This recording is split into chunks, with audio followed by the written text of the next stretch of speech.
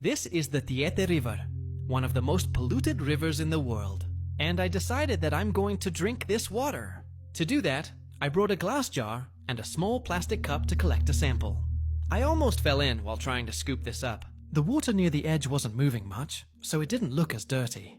But still, this is the Tietê. I wrapped the jar extremely well, so nothing could leak and ruin everything I had with me. Now that I'm home, the first thing I want to do is check what kind of bacteria live in this water.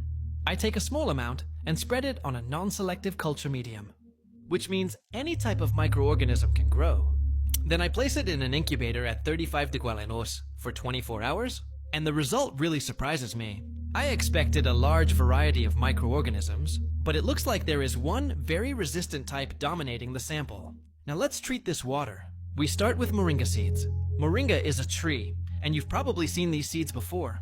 Inside them, there's a white core rich in a cationic protein. This protein works as a natural coagulant because it binds to the negatively charged particles in the water, forming larger clumps that settle more easily. But if you use too much moringa, the excess protein can make the water cloudy, not from river dirt, but from the moringa itself. Fixing this is easy. First, we remove the river's solid particles through filtration. Then, we're left with water that's still contaminated and cloudy from protein. To solve both problems, we heat the water until it boils. Boiling denatures the protein, making it precipitate faster, and at the same time, it disinfects the water. After that, it's just a matter of filtering again.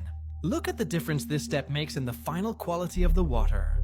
Once it cools, I take another sample to check if there are still large amounts of microorganisms present. And after 2 days in the incubator, nothing grows. This means the bacterial load is extremely low. The few microorganisms present probably came from the environment while I was handling the sample. Yes, bacterial endospores can survive boiling, but that's a topic for another video. Now all that's left is to clean the taste and smell of sewage using activated charcoal. Obviously, I'm not going to drink Tietê River water every day.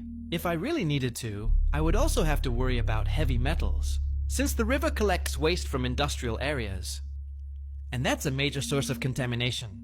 Unfortunately, even after all this, the water still had a slightly strange taste. I'll call that a win.